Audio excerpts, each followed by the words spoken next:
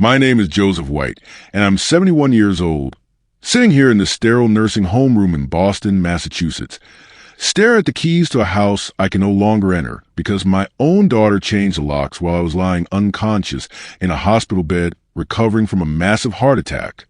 5 months ago, I woke up from emergency surgery expecting to go home to a house I had lived in for 38 years, only to discover that my daughter had decided I was no longer capable of taking care of myself and had taken it upon herself to lock me out of my own life. I'd love to know where you're listening from today, so please share your location in the comments below. And if this story resonates with you, I hope you'll consider subscribing, because what happened to me shows how quickly an elderly person can lose their independence and dignity when family members decide what's best for them without their consent. Let me start by telling you about the life I built in that house, so you can understand what it meant to me and why losing access to it felt like losing my identity.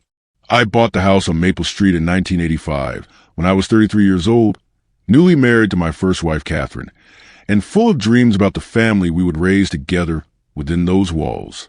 The house was a classic New England colonial with white clapboard siding, black shutters, and a red front door that Catherine had painted herself because she said it made the house look welcoming and warm. It had 4 bedrooms, 2.5 bathrooms, a large kitchen with a breakfast nook where we imagined having coffee together every morning, and a living room with a fireplace where we planned to spend cozy winter evenings. Catherine and I were blessed with 2 children in that house. Our daughter, Rebecca, who was born in 1987, and our son, Michael, who came along 2 years later. Those early years were filled with the beautiful chaos of young parenthood, with toys scattered across the hardwood floors, children's artwork covering the refrigerator, and the constant sounds of laughter, crying, and the patter of little feet running up and down the stairs. I worked as an electrical engineer for a major utility company, a career that provided steady income and excellent benefits that allowed Catherine to stay home with the children during their early years. We were comfortable financially, able to take family vacations, save for the children's college education, and make improvements to the house that turned it into our dream home.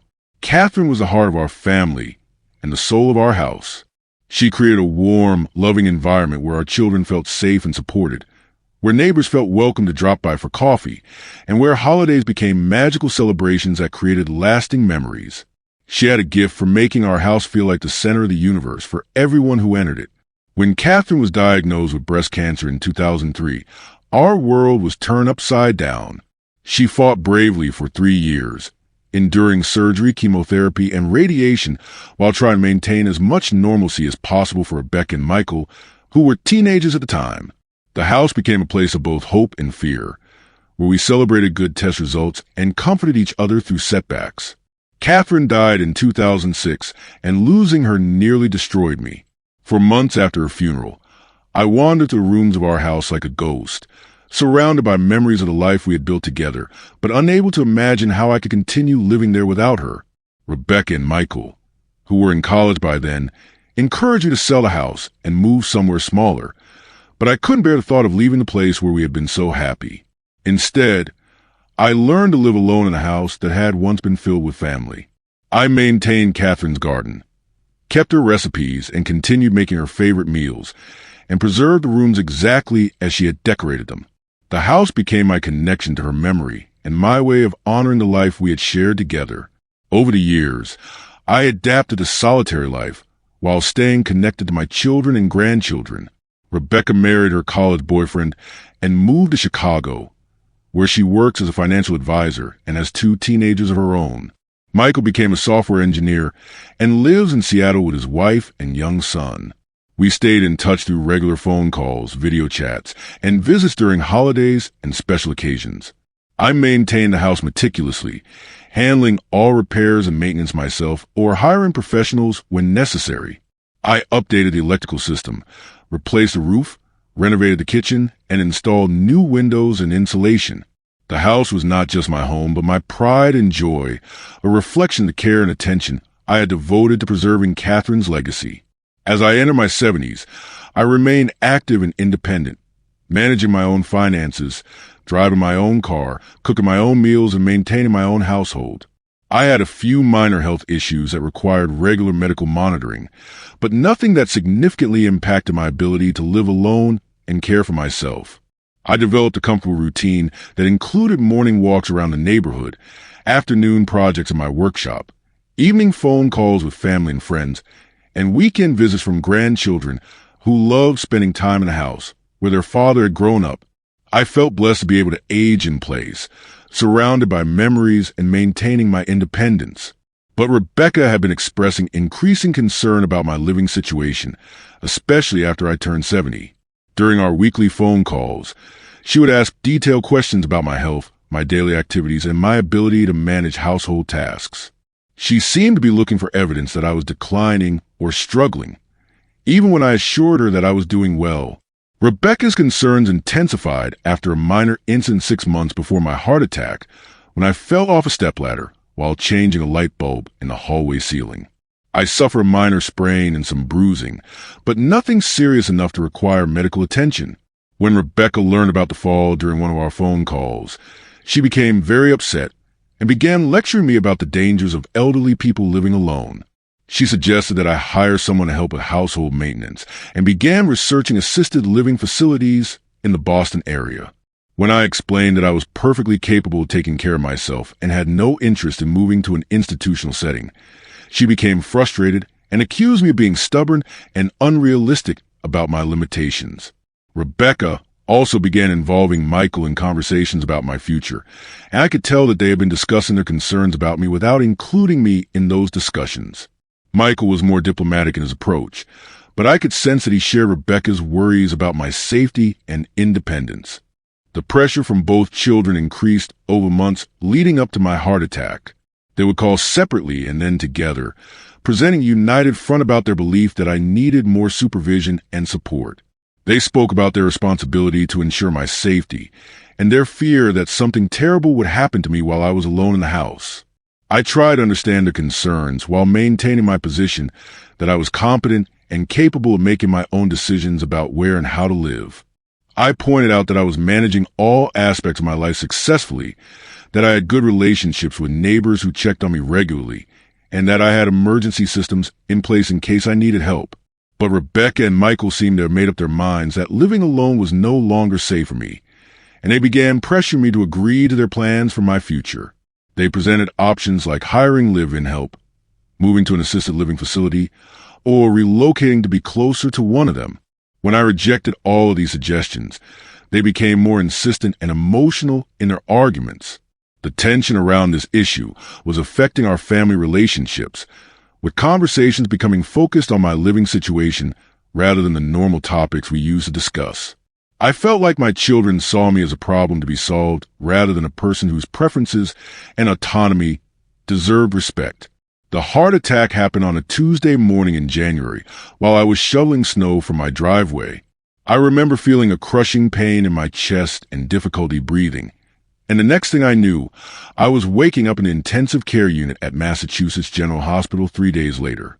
The medical team explained that I had suffered a massive heart attack that required emergency surgery to open blocked arteries and restore blood flow to my heart. I had been unconscious for several days while my body recovered from the trauma, and I would need several more days in the hospital before I could be discharged. Rebecca had been notified immediately when I was brought to the emergency room, and she flew in from Chicago to be with me during the crisis. Michael also came from Seattle, and both children spent the first few days at the hospital, coordinating with doctors and managing practical details that needed attention while I was incapacitated. I was grateful for their presence and support during those frightening first days when I wasn't sure if I would survive or what my recovery would look like. The doctors explained that the heart attack had been serious, but that with proper treatment and lifestyle changes, I could expect to make a good recovery and return to independent living. During my week in the hospital, Rebecca mentioned that she had been checking on the house and handling any urgent matters that needed attention. She said she had picked up my mail, adjusted the heat to prevent pipes from freezing, and made sure everything was secure while I was away. I was touched by her thoughtfulness and grateful that she was taking care of these details while I focused on recovering. When I was finally discharged from the hospital after 10 days, I was weak but eager to return home and begin the recovery process in familiar surroundings. Rebecca drove me home from the hospital, and I was looking forward to sleeping in my own bed and being surrounded by the comfort of my own belongings. But when we arrived at the house and I tried to use my key to open the front door, it wouldn't work. I tried several times, thinking perhaps the cold weather had affected the lock mechanism, but the key clearly didn't fit. Rebecca watched me struggle with the door for a moment before explaining that she had changed the locks while I was in the hospital. I was confused and upset by this revelation, unable to understand why Rebecca would have changed the locks without discussing it with me first. When I asked her for the new key, she hesitated and then explained that she had made some changes to the house that we needed to discuss before I could go inside. Rebecca's explanation was that she had consulted with my doctors and concluded that it would not be safe for me to live alone after such a serious heart attack. She had used the time while I was in the hospital to research my options and make arrangements for my care. She had decided that the best solution was for me to move into an assisted living facility where I would have professional supervision and medical support. I was shocked and angry that Rebecca had made such a momentous decision about my life without consulting me or getting my consent. I explained that I felt fine, that the doctors had cleared me to return home, and that I had every intention of resuming my independent life with whatever modifications might be necessary for my recovery. But Rebecca had clearly made up her mind about what was best for me, and she was not interested in hearing my objections or preferences. She said that she had toured several facilities and found one that she thought would be perfect for my needs. She had already completed the application process and arranged for my admission that very day. When I insisted that I want to go into my own house and discuss this decision calmly and rationally, Rebecca refused to give me the key. She said that she had removed some of my personal belongings and prepared a suitcase with everything I would need for my transition to assisted living. She had also arranged for a moving company to pack up the rest of my possessions and put them in storage until I was settled in my new living arrangement. The betrayal was complete and devastating. While I had been fighting for my life in the hospital, Rebecca had systematically dismantled my independent existence and made irreversible decisions about my future. She had taken control of my house, my belongings, and my life without any legal authority or my informed consent. I tried to reason with Rebecca, explaining that I understood her concerns, but that I had the right to make my own decisions about where and how to live. I pointed out that the doctors had not declared me incompetent, and that I was mentally sharp and capable of understanding the risks and benefits of different living arrangements. But Rebecca's response was that I was not thinking clearly because of the trauma of the heart attack and the medications I was taking. She said that as my daughter, she had a responsibility to protect me from making decisions that could endanger my health and safety. She argued that I would be grateful for her intervention once I had time to adjust to my new situation. The conversation became increasingly heated as I realized that Rebecca was not going to change her mind or respect my autonomy. She had made arrangements with the assisted living facility to admit me immediately, and she expected me to cooperate with her plan. When I refused to go voluntarily, she threatened to contact social services and have me evaluated for competency if I continued to resist. I felt trapped and powerless, standing outside my own house while my daughter held the keys and controlled my fate. The physical weakness from my recent heart attack made it impossible for me to force my way into the house or resist Rebecca's plans through physical action. I was dependent on her for transportation, support, and basic necessities while I recovered from my medical crisis. The assisted living facility that Rebecca had chosen was nice enough, with clean rooms, adequate food, and professional staff who were kind and competent. But it was not home, and it was not the place where I want to spend my recovery or my remaining years. I felt like a prisoner who had been convicted of the crime of aging and sentenced to institutional living without trial or appeal. The transition was emotionally devastating. I went from being an independent homeowner managing my own affairs to being a resident in a facility where my meals were prepared, my activities were scheduled, and my medical care was supervised by people who didn't know me or understand my preferences and history. Rebecca visited regularly during my first few weeks at the facility, bringing updates about the house and reassurances about her decisions. She had hired a property management company to maintain the house while she decided what to do with it long term. She was considering selling it and using the proceeds to pay for my care, or renting it out to generate income from my expenses. Every conversation about the house reinforced my sense of powerlessness and loss. This was not just a building, but the repository of my life's memories, the place where I had been happiest, and the symbol of my independence and autonomy. The thought of losing it permanently was almost more devastating than the heart attack itself. I tried to engage the facility's social worker and the administration in discussions about my situation, but they explained that they could not discharge residents without family approval when there were safety concerns. Rebecca presented herself as my primary caregiver and had expressed serious concerns about my ability to live safely on my own after my heart attack. I also consulted with a lawyer about my rights and options, but the legal advice was discouraging. Rebecca had not taken any actions that were clearly illegal, and she could argue that she was acting in my best interests during a medical emergency. Challenging her decisions would require expensive litigation that might not be successful, especially as she could present medical evidence supporting her concerns about my safety. The months that followed were a dark period of depression and adjustment. I felt like I had lost not just my home, but my identity and my purpose. The structured environment of the assisted living facility was comfortable but sterile, lacking the personal touches and meaningful objects that had made my house feel like a home. I struggled with feelings of anger, resentment, and helplessness as I watched other residents who seemed to accept their situations with more grace than I could muster. Some of them had moved to the facility voluntarily and were genuinely happy with the social opportunities and convenience it provided. Others, like me, had been placed there by family members and were dealing with their own grief and adjustment challenges.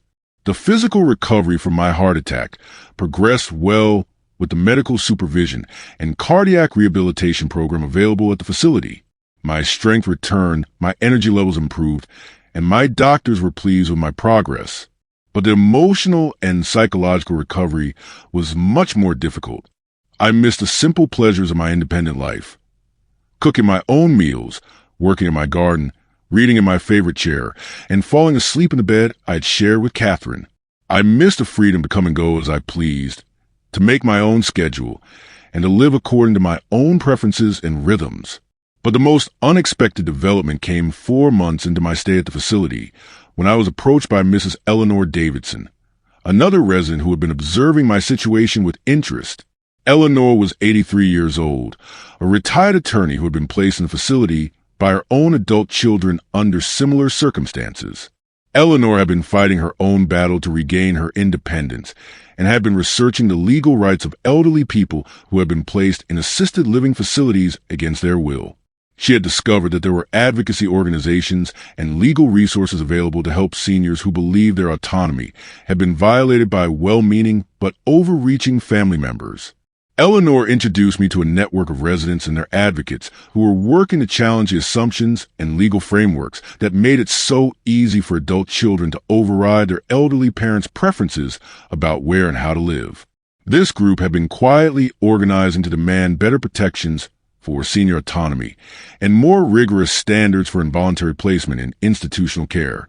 Through Eleanor's contacts, I was connected with a legal aid attorney who specialized in elder rights and who was willing to review my case without charge.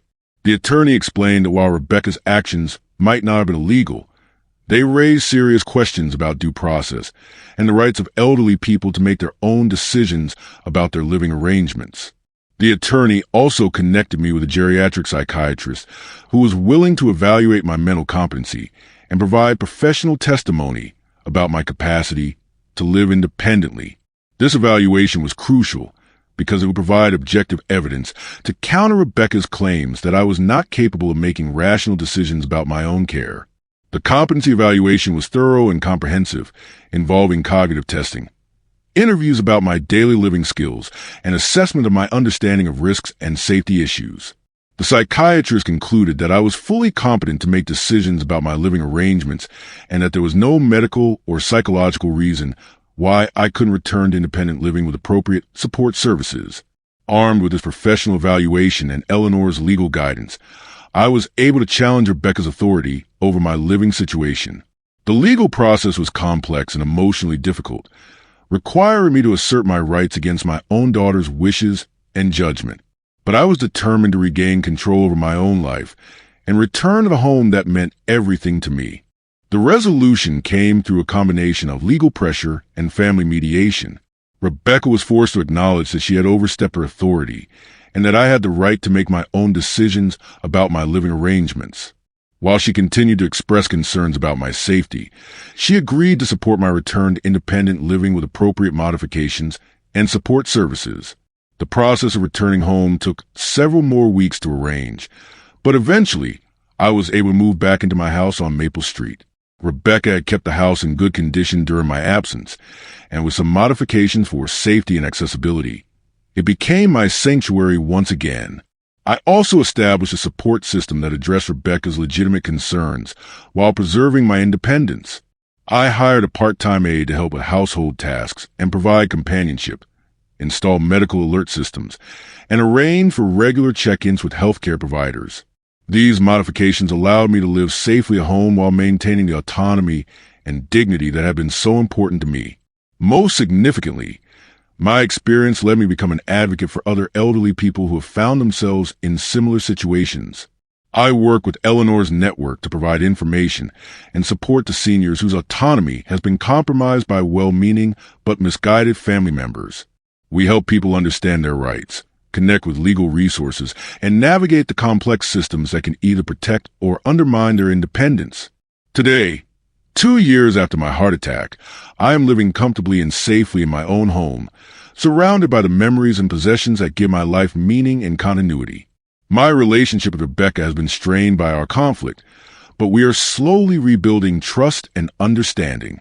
She has come to see that respecting my autonomy was more important than managing my safety, and I have worked to address her legitimate concerns about my well-being.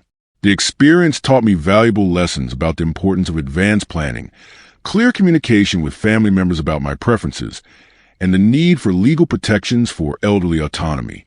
It also showed me that even in our most vulnerable moments, it's possible to fight for our dignity and independence if we have the right support and resources. That's my story. How my daughter locked me out of my own home after my heart attack and forced me into assisted living, but how I fought back with legal help and advocacy to reclaim my independence and dignity. Sometimes the people who love us most will take away our freedom in the name of protecting us, but sometimes we can find the strength and support to get it back.